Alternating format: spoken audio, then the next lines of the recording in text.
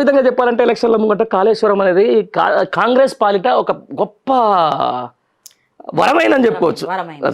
తెలంగాణ ప్రజలకు వరం అవుతుందని అనుకుని కట్టుండొచ్చు, కానీ కాంగ్రెస్ పార్టీకి వరమైంది. దానికి సంబంధించిన దాంట్లో మొన్న పోయిండ్రు, అసెంబ్లీలో చర్చ నడిచింది, బీఆర్ఎస్ పార్టీ ప్రతినిధులు పోయిర్రు, చూసిర్రు, అంత పెద్ద 10 లక్షల క్యూసెక్ను కూడా తట్టుకొని నిలబడ్డది. అదంతా అయిపోయిన తర్వాత అసెంబ్లీలో కేటీఆర్ గారు ఒక మాట్లాడారు, దీని మీద అసలు ఎలక్షన్ల ముందు కరెక్ట్ ఏదో జరిగింది, ఏమైనా కాంగ్రెస్ వాళ్ళు ఏమైనా నాయకులు ఏమైనా చేసిండు వచ్చినా అని చెప్పేసి అనుమానం వ్యక్తం చేసిండు. మీకుందా అనుమానం ఏమైనా? ఉంది. ఎందుకంటే వాస్తవంగా ప్రతి ఒక్కరు తెలిసిన ఎంతో అంత నాలెడ్జ్ ఉన్న కాళేశ్వరం అనేది ఎంత ప్రతి ఒక్కరు ఒప్పుకోవాల్సిందే. దాన్ని ఓన్లీ కాంగ్రెస్ నాయకులు పనిగట్టుకొని బదనాం చేసిండ్రు. ఆ బదనాన్ని నమ్మాలంటే వాళ్ళు ప్రభుత్వంలోకి రాగానే అన్ని అబద్ధాలు చెప్పిండ్రు అనకుండా ఏమైనా జరగవచ్చు కదా, ఏదో చూపెట్టడానికి కొంచెం అంత అక్కడ ఏదో చేయొచ్చు అనేది డౌట్. అది కూడా కరెక్టే కావచ్చు. ఇప్పుడు అంత పెద్ద నాయకులకు వచ్చినప్పుడు, లేకపోతే అంత మళ్ళా ఇప్పుడు రెండోసారి కదా వచ్చింది కూడా రెండోసారి. అవన్నీ గమనించిన తర్వాత వాళ్ళకే కరెక్ట్ లేదు. కేంద్ర ప్రభుత్వం ఓసారి వచ్చి సూపర్ అంటది, ఓసారి వచ్చి ఒక రోజునే రిపోర్ట్ ఇస్తారట, ఒక కమిటీ వేస్తారు. ఆ కమిటీకి ఇప్పుడు వేస్తే సాయంత్రం వరకే ఇస్తారట. ఎంత కాళేశ్వరం ఏంది అది ఇరిగేషన్, దాని గురించి కమిటీ పొద్దునేస్తే సాయంత్రానికే ఇచ్చేస్తారా? అది మంచిగా లేదా? నేషనల్ డ్యామ్ సేఫ్టీ అథారిటీ ఇచ్చేస్తారా? ఇక్కడ నన్ను ఉన్నదా? ఉంటది. ఇప్పుడు వీళ్ళకి అవసరం ఉంటుంది, వీళ్ళకు గుంపు మేస్త్రికి ఉంటుంది, ఈయనకు ఉంటుంది, ఉంటుంది, అంతేనా? కాంగ్రెస్ ప్రభుత్వానికి ఉంటుంది, అంతా ఉంటుంది, ఇదంతా చేస్తారు.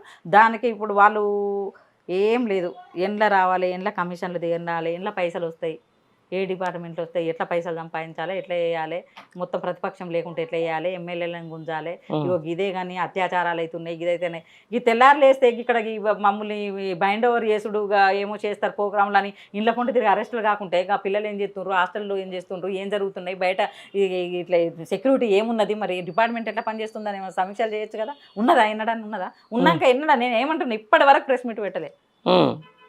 ఎన్ని జరుగుతున్నాయి, రోజుకి ఎన్ని జరుగుతున్నాయి. క్రైమ్ క్రైమ్ క్రైమ్ క్రైమ్, అంతేనా? సరే, ఇప్పుడు ఒకటైతే ఉంటుందండి, బీఆర్ఎస్ పార్టీ బాగా కుటుంబ పాలన అయిపోయింది, అందరు వాళ్ళకే పదవులు వచ్చినాయని చెప్పేసి చాలామంది మీలాంటి ఉద్యమకారులతో నేను ఒక చిన్న ఇంటర్వ్యూలో అన్నప్పుడు నేను విన్నా. బట్ ఇప్పుడేం జరుగుతుంది అసలు?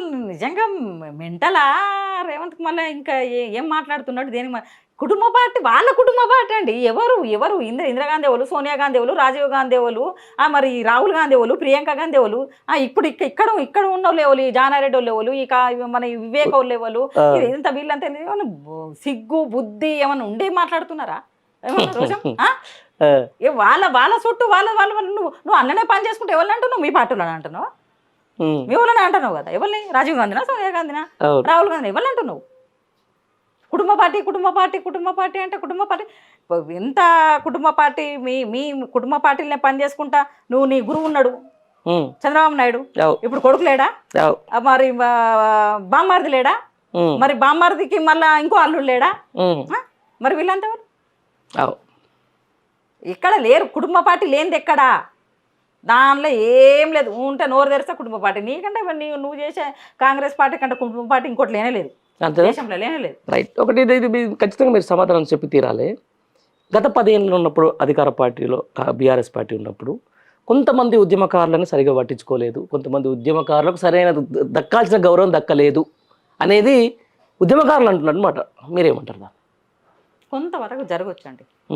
ఎందుకు కావచ్చు అంటే ఫస్ట్ ఒక 14లో ఏమైపోయిందంటే కొత్తగా రాష్ట్రం వచ్చింది, అంత కొత్త వాళ్ళు, ఒక పాలన కరెక్ట్గా నడవాలి అని అంటే అప్పుడప్పుడే మన ఇప్పుడున్న ఈ రేవంత్ ఏదో నోటుకు ఓటు, అప్పుడు ఏదో గుంజుకోవాలి, ప్రభుత్వం వడగొడతాము, అది ఇది అన్నప్పుడు ఒకటి ఏం చేసిందంటే వేరే పార్టీలను తీసుకోవడం జరిగింది. ఎందుకంటే మనం ఎన్నో సంవత్సరాలు మనం కష్టపడి తెలంగాణ రాష్ట్రాన్ని సాధించుకున్నాం.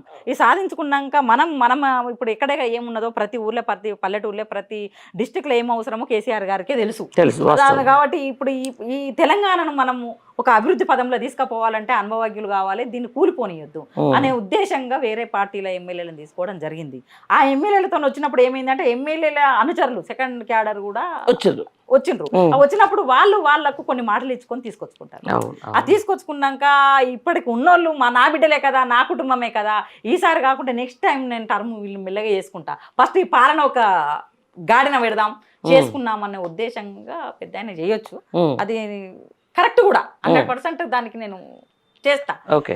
తర్వాత 18ల వాళ్ళకు అట్లా వచ్చింది చేద్దామని అనుకున్నారు, కొంతవరకు చేసిండు. ఇప్పుడు మమ్మల్ని కూడా అంటే చిన్నయా పెద్దయా కాకుండా ఏదో ఒక పదవి అయితే వచ్చింది, గుర్తింపు అయితే గుర్తింపులో ఒక 16 మందికి గ్రంథాలయాలతో మాకు రీజనల్ ఆర్గనైజర్లు మహిళా శిశు సంక్షేమ శాఖలో 2 years జియో ఇచ్చినప్పుడు 16 మందిలో కూడా 16 మంది కూడా 2001 బ్యాచ్. అంతే.